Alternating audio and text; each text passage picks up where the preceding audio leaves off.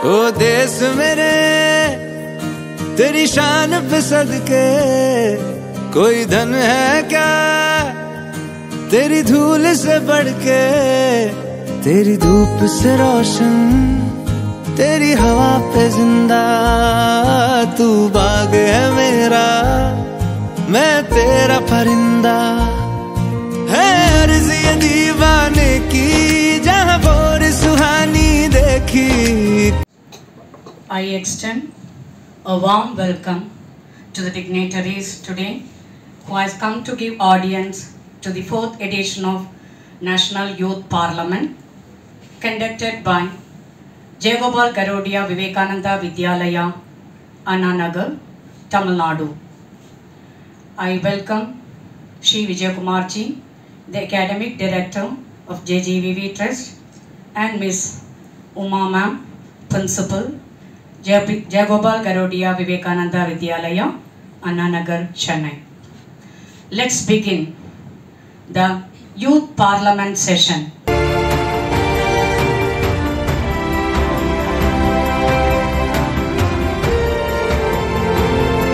Honorable members, a very good morning to all of you. I welcome you all to the 4th edition of the National Youth Parliament session, and I hope this session will be fruitful. Please be seated. We begin today's session with the oath or affirmation of the newly elected members. Secretary General, please. Shri Dinakar, who stands elected from the Tiruvallur constituency of Tamil Nadu, will now take the oath or affirmation. Sir, would you like to take an oath or affirmation? Affirmation, please. In which language would you like to take the affirmation? I would like to take affirmation in English. Members of the Youth Parliament, do hereby I swear by myself that I will bear true faith and allegiance to the Constitution of India, as by law established, that I will uphold the sovereignty and integrity of my country, and I will faithfully discharge the duties which I am about to. The Amruta, who stands elected from the Tirupati constituency of Andhra Pradesh, will now take the oath or affirmation. Madam, would you like to take oath or affirmation? I would like to take an oath. In which language would you like to take the oath? In Telugu, please. Suresh Babu అనే నేను youth parliament దిగువ సభ సభ్యునిగా ఎన్నికైనందున నేను చట్టం ప్రకారం భారత రాజ్యాంగంపై నిజమైన విశ్వాసం మరియు విధేయతను కలిగి ఉంటానని, నేను దానిని సమర్థిస్తానని దేవుని పేరు మీద ప్రమాణం చేస్తున్నాను. నా దేశ సార్వభౌమాధికారం, సమగ్రత మరియు నేను ప్రవేశించబోయే బాధ్యతలని నిష్ఠగా నిర్వర్తిస్తాను.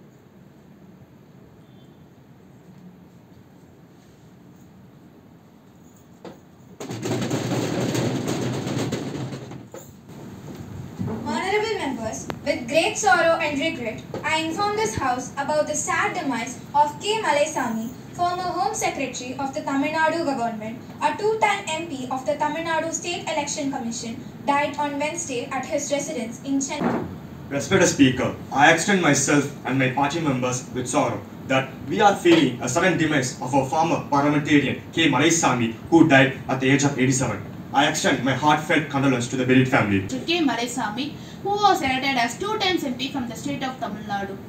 Having joined as a deputy collector in the state government in the year 1965, Mr. Malaisamy, a native of Sivagangai district, was elected as Indian Administrative Service. The House may stand in silence for a while to express our deep sorrow. Prime Minister to introduce new ministers. Madam, I have a pleasure in introducing to you, through you, to the House of New Ministers. Honorable Minister of Urban Development, Shri Tarun.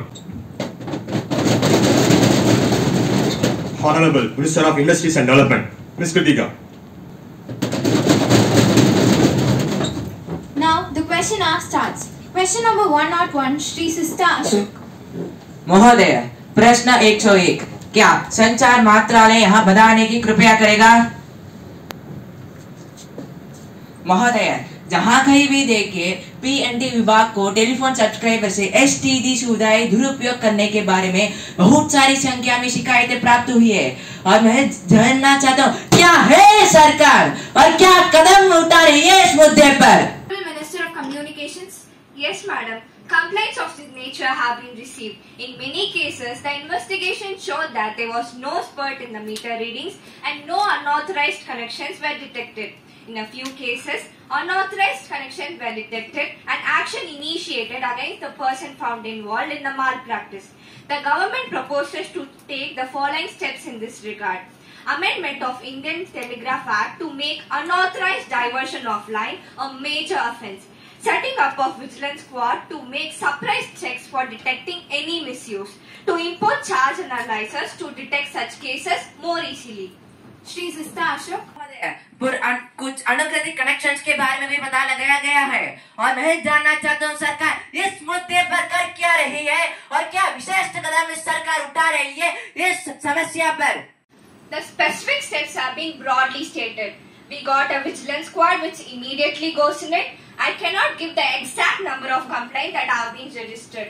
For example, I could say in Delhi during the last year, Shri Kaushik. Respected Speaker ma'am, 21 days notice was not enough for the minister to collect information. In this hour, the house is repeated, ma'am. I have not been asked to collect this information. I am only instantly stating that in Delhi during the last year, there were 50 such complaints. All the complaints were investigated and it was detected that in 3 companies there was misconnection. All these cases were investigated and the employees were identified and were suitably proceeded against. Shri Kaushik. Ma'am, it has been stated that sauce and is being imported to the final stage. I cannot say exactly by what time it could end, but we are on the final stage. Next question. Question number 102. Shri Roshan. Speaker Madam, question number 102.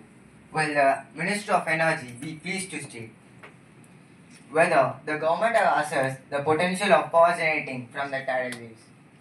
Whether, if so, the outcome of assessment, the potential cost of power generating from the tidal waves, the conventional methods of thermal and hydroelectric power generation, whether the government has formulated any plan to set up tidal power station in the Gulf Kutch. If so, such plans are to be set up in any other places like Bay of Bengal, etc. If so, the details are needed. Honorable Minister of Energy. The Honorable Speaker, Madam, the Central Electricity Authority has undertaken studies and investigation to assess the techno-economic feasibility of tidal power generation at the Gulf of Kutch, which envisages an installed capacity of 900 MW. There is no proposal at present to set up any tidal power generation at any other location.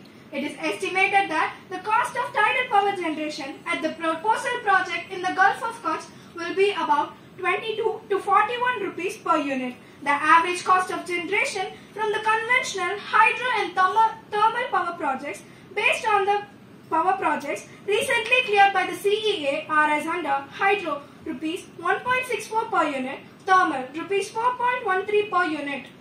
Srimati Harini.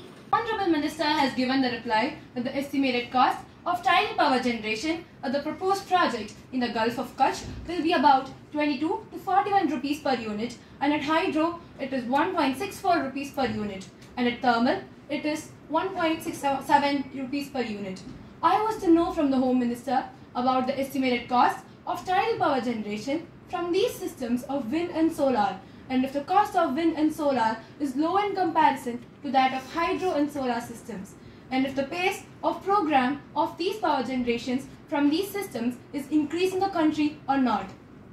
Madam, as far as wind is concerned, the cost estimated is about 2.8 to 3.3 rupees, and solar at present, if we take in absolute terms, it is much costlier because we have not yet been able to tap the solar energy on the commercial basis. But experiments are being tried out. The solar energy at the production level is nearly rupees 15 more than the thermal cost. If that is considered, then it is more comparable and competitive. Now we are trying to establish a 30 megawatt electricity plant in Rajasthan, and the scheme is being worked out. Shri Inia Karthik. மாண்புமிகு சபாநாயகர் அவர்களே, உள்நாட்டில் உருவாக்கப்பட்டுள்ள புதிய தொழில்நுட்பத்தை முழுமையாக பயன்படுத்துவதன் மூலம் மின் உற்பத்தியை 500 மெகாவாட் வரை அதிகரிக்க முடியுமா என்பதையும் 30 மில்லியன் டன் நிலக்கரியை சேமிக்க முடியுமா என்பதையும் மாண்புமிகு அமைச்சரிடமிருந்து நான் அறிய விரும்புகிறேன். Agree that using tidal power energy, we will be able to save coal, because at the coastal side it is very difficult to transport coal. Now we are having a project which will give about 900 megawatt worth power in the Kutch region by tidal wave. When that fructifies, the coal energy will be more or less the same, 57 paisa per unit. The use of zero coal will be saved. I agree with the Honorable Member. Honorable Speaker, Madam. Production of energy is an important aspect, and I must thank the Minister and the Ministry for a coordinated and overall development of energy systems in the country. But the transport of energy, i.e. transmission, is a very important aspect as it involves a loss of 30% at the other end. What are the special measures and research that you are undertaking, more particularly in superconductivity, so that transmission cost is saved at least? What are your programs, technological and technical advancement of transport of energy through systems like superconductivity, etc.? As far as transmission losses are concerned, today the average transmission loss in India is about 21 to 23% and 50% of it is theft. We have made central laws and state also have laws to save it, and their theft is only possible when there is collusion. As far as technical losses are concerned, I agree with the Honorable Member that the new technological advancements like superconductivity, the technical losses will come down sharply, and our nation is one of the advanced nations in the country which in the field of research in superconductivity. I'm sure it will be a great boon in this area of transmission of power. Srimati Sashmita. Honorable Member is absent. Next question, question number 104, Srimati Netra. Will the Minister of Food and Civil Supplies be pleased to state the latest position of food grain reserve in the country, whether keeping in view the present drought situation, government have adequate stock of food grain to meet the requirement of the country, and if no, the measures proposed to be taken by the government to deal with the situation? Honorable Minister for Food and Civil Supplies. ಗೌರವಾನ್ವಿತ speaker ಮತ್ತು ಸಭಾಪತಿಗಳು ಎಲ್ಲರಿಗೂ ನಮಸ್ಕಾರ, ಶುಭಾಶಯಗಳು. ಜನವರಿ 1, 2011ರಂತೆ ಸಾರ್ವಜನಿಕ ಏಜೆನ್ಸಿಗಳ ಆಹಾರ ಧಾನ್ಯಗಳು ಒತ್ತು ದಾಸ್ತಾನು 46.8 ಅಂದಾಜಿಸಲಾಗಿದೆ. The stocks available are adequate to meet the present requirement of the public distribution system. There is also regular replenishment of stocks through which the procurement operations takes place. Further, the government is also keeping open the option to import food grains as and when considered necessary. Madam, is it a fact that the reserve of food grain have? If so, what are the stock to fulfill this defect of food grains? Is there any target fixed for rice and wheat during Rabi season? Madam, as far as the availability of food grain is concerned, the requirement of the buffer stock is 21.1 million tons. Against that, 14.44 million tons of food is available in our buffer stock, and the shortfall is only 6 million tons. I hope this will be offset in the upcoming Rabi season and ongoing Kharif season. As far as the storage capacity is concerned, there is a policy that we are constructing additional storage capacity also, so that whatever is the requirement, it can be stored at different places. If you want to know about the present storage capacity, I can supply it to the Honorable Member. This is a long list situated at different places. Respected Madam, Sir, I would like to know whether because of the shortage of stock in food grains, has the government supplied rice and wheat, which is not food for human consumption. Such stores have been received from certain states and complaints were made to the government that such instance has taken place, and what step you have taken in this matter? ಸದಸ್ಯರು ಮಾಹಿತಿ ನೀಡಿದ್ದಾರೆ, ನಾನು ಅದನ್ನು ಖಂಡಿತವಾಗಿ ನೋಡುತ್ತೇನೆ. Maybe having the information with them because this is connected with the shortage of food. ಮಾನ್ಯ ಸದಸ್ಯರು ಮಾಹಿತಿ ನೀಡಿದ್ದಾರೆ, ಈ ದೂರಿನ ಬಗ್ಗೆ ನನಗೆ ತಿಳಿದಿಲ್ಲ. ನೀವು ಈ ದೂರನ್ನು ದಾಖಲಿಸಿದ್ದೀರಿ, ನಾನು ಖಂಡಿತವಾಗಿ ಇದನ್ನು ಪರಿಶೀಲಿಸುತ್ತೇನೆ. This is a very serious matter. Supply of rotten food grains will greatly damage the health of people. You must direct the government to ensure this is not repeated. My opinion on this, that it is a very serious matter. The government is fully committed to safeguard the health of the people of the nation. I assure you that all steps are being taken to ensure that good quality of seeds are supplied through the public distribution system. Special calls have also been set up to monitor the quality of food grains both in the godowns and the retail level. If the Honorable Member has any specific details, I need to thoroughly check onto it. And if anyone found guilty, will be severely dealt with. 105, Shri Hari Krishna. Honorable Speaker, Madam. Question number 105. Will the Minister of Tourism be pleased to state foreign exchange during the last 3 years, year-wise, and the name of the 5 countries on the top from the point of view of tourist arrival in India? Honorable Minister of Tourism. The estimated foreign exchanges earning from the tourism during the last 3 years were as follows. In 2020 to 2021, rupees 2.2 lakh crores. In 2021 to 2022, rupees 3.3 lakh crores. In 2022 to 2023, rupees 4.8 lakh crores. The 5 countries on top in terms of tourist arrival during 2022 were Bangladesh, United Kingdom, Pakistan, United States of America, Sri Lanka in that order. Then what's the number of tourist arrivals from different countries and which is the country from where we earn the highest foreign exchange in the matter of tourist arrival? In the statement 1, I have given the name of the 5 countries. The foreign exchanges earning from the tourism earned in 2022 to 2023 from the different countries were like this. United Kingdom 14%, United States of America 11%. The tourist arrival has increased accordingly. Speaker Madam, may I know whether the Ministry of Tourism has made any study to find out as to what is India's potential for attracting foreign tourists? If so, may I know to what extent this potential has been successfully utilized by us up till now?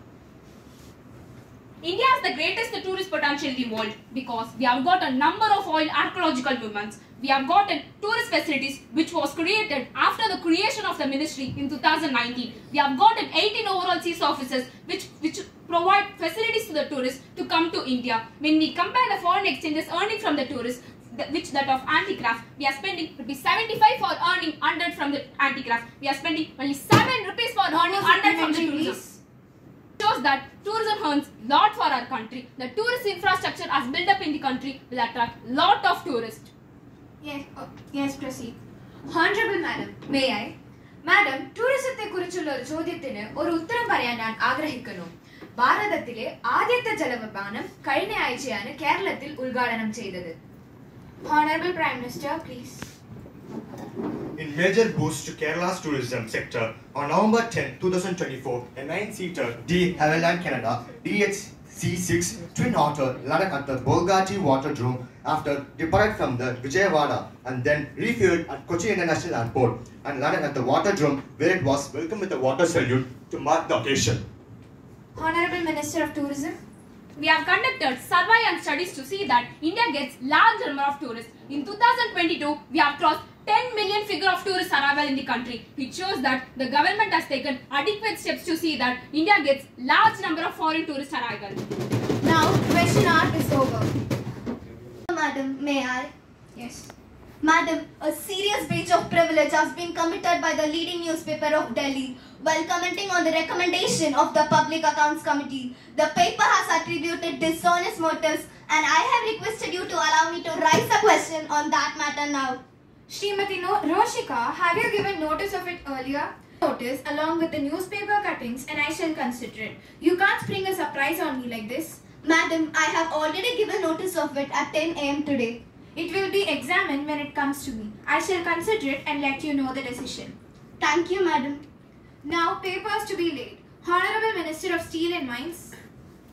To lay on the table a copy each of the following notifications under English and Hindi versions under subsection 1 of section 28 of Mines and Minerals Regulation and Development Act. The Mineral Concession Amended Rules 2021 published in the notification number GSR 717E in the Gazette of India dated 1st October 2021.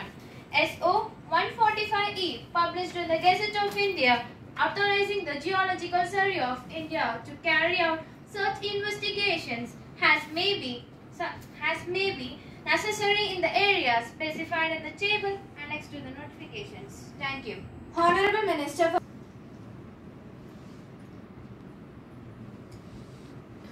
Honorable Madam, I beg to lay on the table a copy each of the following papers, Indian English versions under subsection 1, 619A of Companies Act 1956.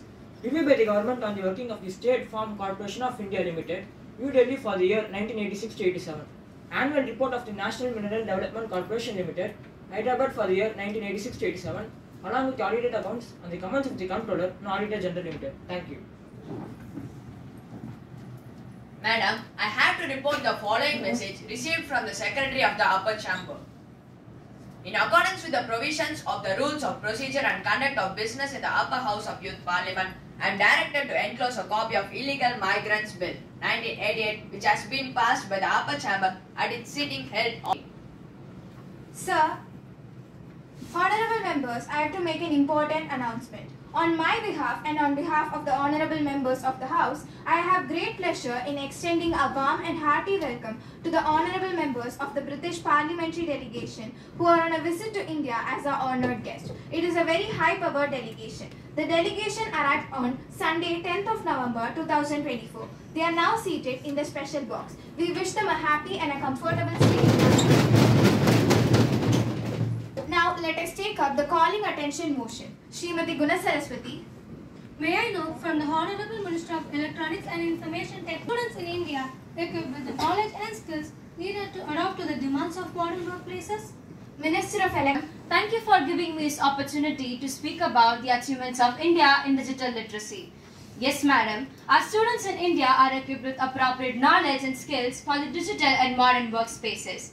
In the Digital India program by our government aims to empower all the Indian citizens digitally literate by making digital services accessible to all. Our goal includes universal digital literacy, accessible digital resources, ensuring that the government delivers services by providing phones, tablets and computers to the students in rural and remote regions. By the Pradhan Mantri Gramin Digital Sakshashtra Abhiyan was to make sure that 6 crore people across India are digitally literate by reaching out to 40% of rural households and by covering one member from every eligible household. For students, the digital literacy curriculum is a sequential learning that teaches the students how to learn effectively and safely and understand the technology. The digital literacy refers to the attitude and knowledge that allows the children to be both safe and empowered in the digital world and modern workspaces. Ms. Neha Anish. Honorable Speaker, the question is to the IT Minister of India. Few paper cuttings were in social media saying that this government has made vast development in IT sector. The minister herself states that India is the first country whose transactions are in billions through online. But I have a doubt. How could this government showcase such a thing when the backbone of India, the rural, is lacking in infrastructure? Many schemes which our party put forward are still sleeping in the minister's table without any movement. From the data, it is quite evident that majority of the rural areas in India lack in basic communication. The poor rural people are dark hoping for a miracle to happen from this government, which is not going to happen because you people are not satisfying them at all. Please do share the information about the amount and the percentage of transaction level done in rural areas. Dear Minister, you haven't even visited the rural area once after taking the oath and propaganda of unseen schemes peered by this government. Thank you. I strongly disagree with what the members have stated. Our party has taken all possible measures and proved ourselves in the situation of rural development. There is a considerable increase in the transaction of digital money in rural and urban areas. According to the survey taken, the UPI transactions has been raised to 118% in rural and as well as semi-urban regions. The report stated that this indicated a boost in the adoption of online payments in the Tier 2 cities. The UPI transactions has been climbed to 106% in terms of value. And I agree that there is a gap between urban and rural areas. The UPI transactions has been developed on a very large scale. More and more rural areas have the exposure to technological advancements and hence they bridge the gap between rural and urban areas. Shri Aditya Nambiar.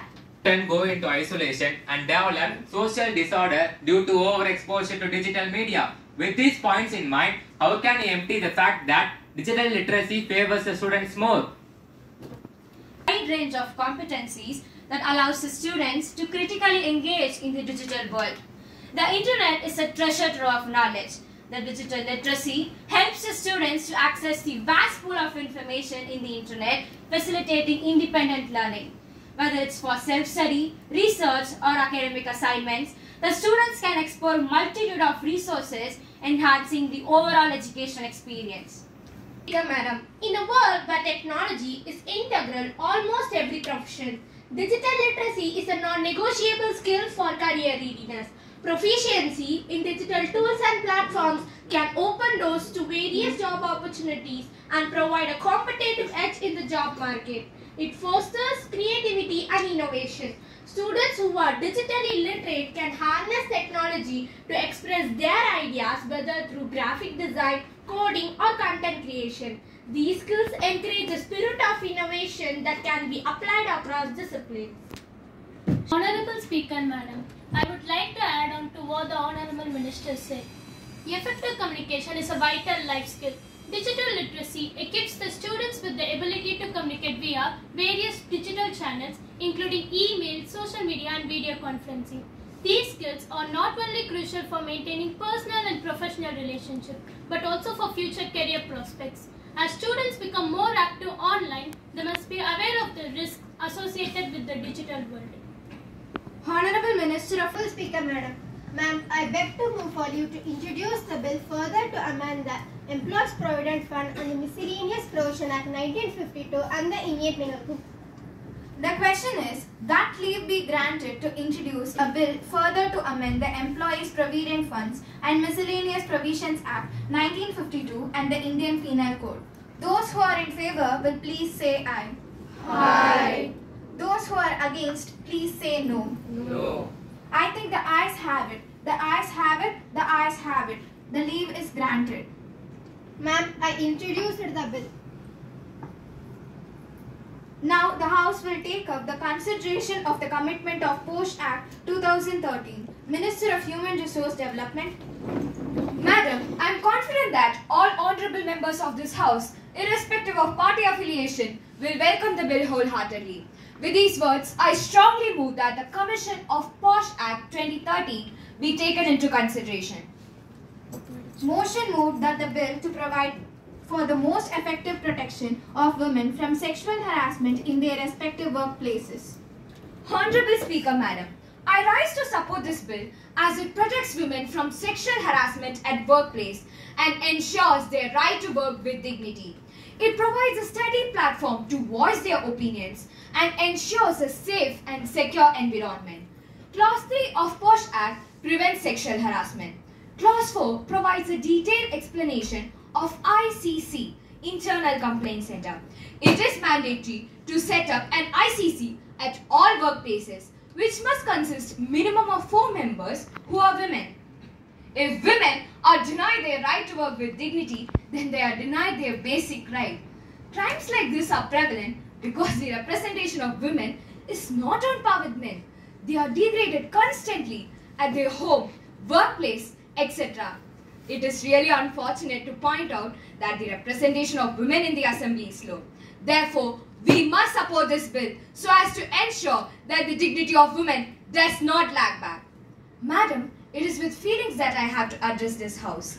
The whole country was shocked and humiliated by the recent incident of sexual harassment from West Bengal. There were many women's movements throughout the country condemning and demanding protection from this type of crime. My party was in the forefront of these agitations. It was only after a strong reaction from the people that the government has been forced to bring in this legislation. I feel that all these types of crimes are to be curbed once and for all. With these, I strongly support the bill. I thank you for giving me an opportunity to speak on it. Srimati Ramya. An opportunity to participate in this debate. Supporting this, I may like to add a few points. Countries like India have compelling reasons to implement women's reservation in parliament. One of the primary reasons for women's reservation in parliament is to reservation for women in parliament. One of the primary reasons for women's reservation in parliament is to rectify historical gender imbalance in political representation.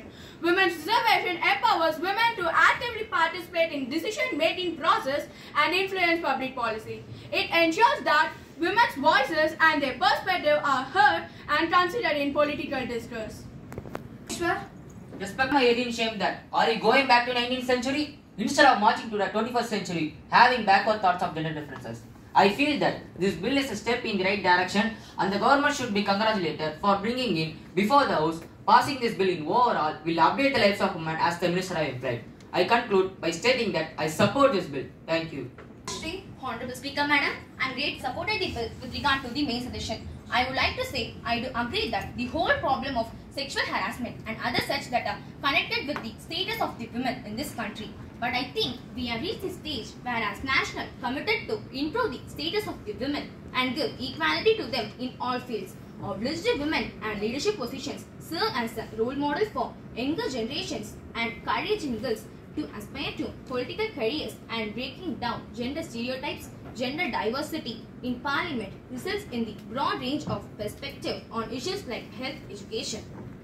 Dr. B.R. Ambedkar, the architect of the Indian Constitution, stressed the importance of social justice and inclusivity. The spirit of the Ambedkar's mission for reservation for women can be seen as an equal measure to participation for the historically marginalized group. A 2010 study by the Harvard Kennedy School shows that female representation in the village council increased the female participation and responsiveness concerns such as drinking water infrastructure. Beti Bachao Beti Padhao is one of the greatest initiatives taken by the Indian government. In the society, still a huge number of literate thinking having a girl child as a burden, as they do not contribute anything in.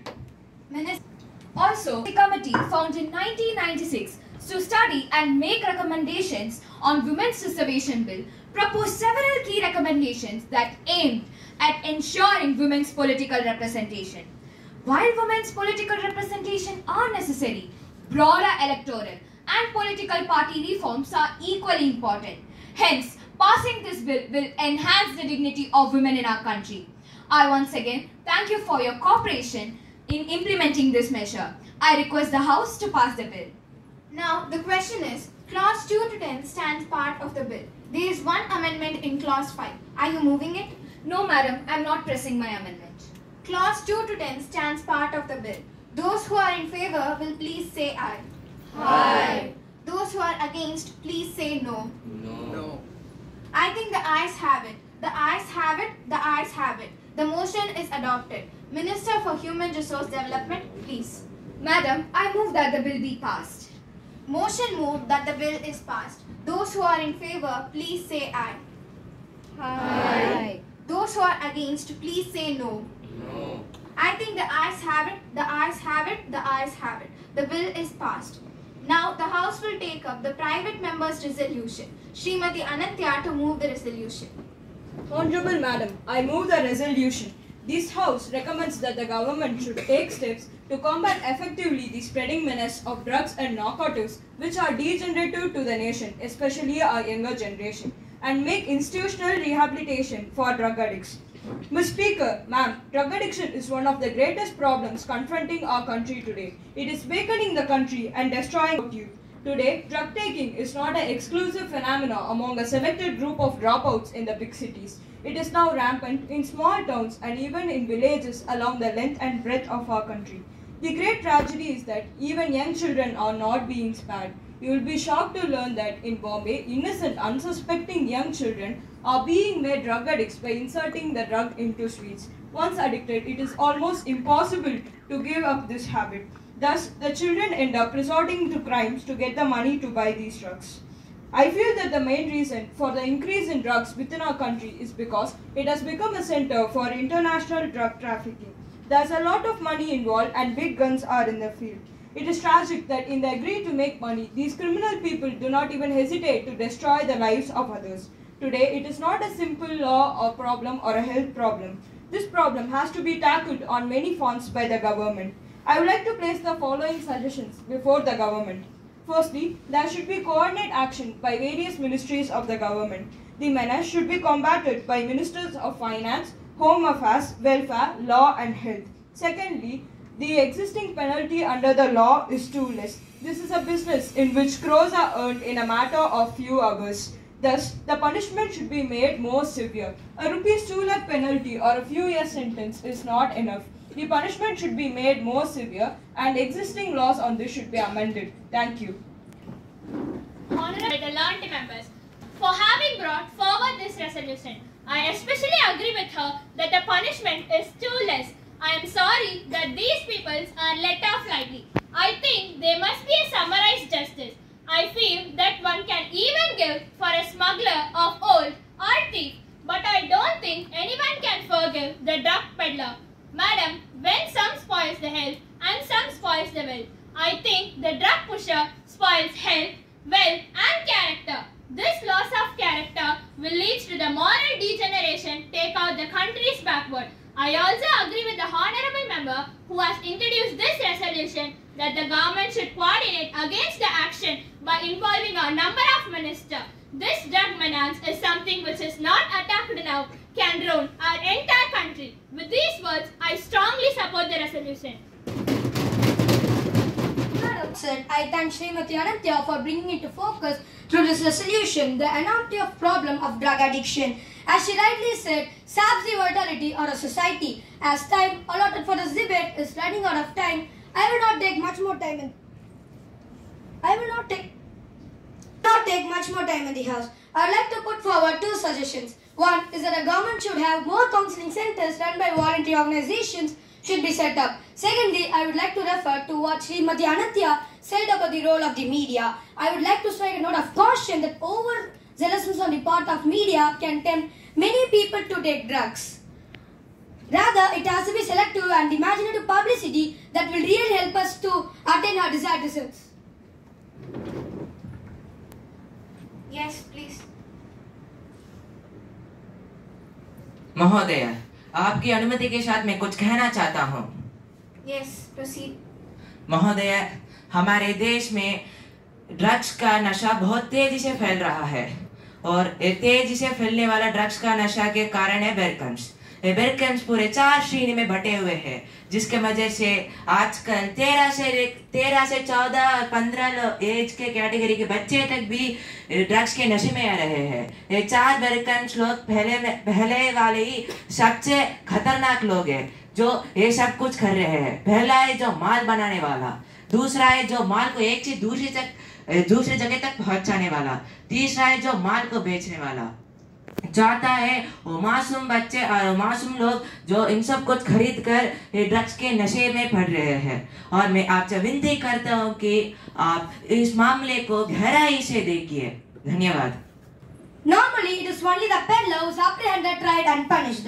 The first two groups, namely the transporter valley and the producer, to go scot-free because they are well hidden. They are the big guns to be punished. The government should take steps to ensure this state of affair and rectify that the first two groups are also arrested and given summary punishment. Honorable Minister for Health and Family Welfare. Honorable Speaker, Madam, I would like to congratulate the mover of the resolution, Srimati Anantya, as well as the other honorable members who have spoken on the resolution for focusing at the altar of public opinion one of the vital social health issues facing the country today. The purpose of my intervention is only to place before the House the various efforts made by the various departments of the government to combat the serious menace. Madam, I would like to submit before the government, which brought a historic piece of legislation, the Narcotic Drugs and Psychotropic Substances Act 1985. Ma'am, the Act enhances the punishment of rigorous imprisonment of 10 to 20 years and a fine of rupees 2 lakhs for the first time. Even attempted and conspiracy have become cognizable and entail the same punishment. Rewards for the informers who contribute to detection and seizure have been enhanced. High-level meetings will be held at land border states, and there has been a steep rise in the seizures of heroin, charas, ganja, etc. In the last 3 years, more narcotics and drugs were seized in the following year. This has been due to the stricter enforcement of the Act. Special drives have also been launched by Delhi and Bombay police. Also, sea coast and land border vigilance will be enhanced. High-level meetings will be held at border states. The number of prosecutions have also been increased manifold. Madam, coming to the health side, the facilities for the treatment of drug addicts is inadequate. However, one of the important facts of the Act is that Section 71 of the Act imposes on the government's responsibility for establishing centers for drug de-addiction. An expert committee has even constituted by the Ministry of Health, and I am happy to announce on the behalf of the government we have launched a national drug de-addiction program under the auspicious Ministry of Health. To start with, these de-addiction centers will be started in 4 metropolitan cities: Delhi, Bombay, Madras, Impal, Varanasi, Goa, Chandigarh, Srinagar. A vigorous publicity campaign has also been launched. And I would also like to call upon the political parties to start the mass movements in the country involving women's, children's, youths, etc. Thank you. Honorable Madam, I am grateful to the Honorable Minister, Honorable Members for lending support to my resolution. In view of the assurance given by the Honorable Minister, and since a law has already been enacted to deal with this problem, I hope that the government will take stringent measures to eliminate this problem. Therefore, I may be allowed to withdraw this resolution. Has the Honorable Member leave of the House to withdraw his resolution? Now the House is adjourned to meet again tomorrow. First of all, I would like to appreciate the efforts you have taken, and very nice to see many politicians in future. Because the way you have started, initiated the discussion, and the way you have addressed the ministers and all, it was very nice and well planned. So the credit goes to the principal as well as the teachers also for making this a grand event. And request every one of you, in the same way how we have done it today, try to know the current affairs, what is going on in our country, right? Because that is always needed to update ourselves, and we should know the need of this society. Okay, only then, unless we know the need of the society, we cannot satisfy what you want to do for the society. Okay, so now the biggest problem is many of the people, those who have been elected, were not aware of what is going in the particular constituency itself and what is the need of it. Because it differs from rural, urban, state to state also.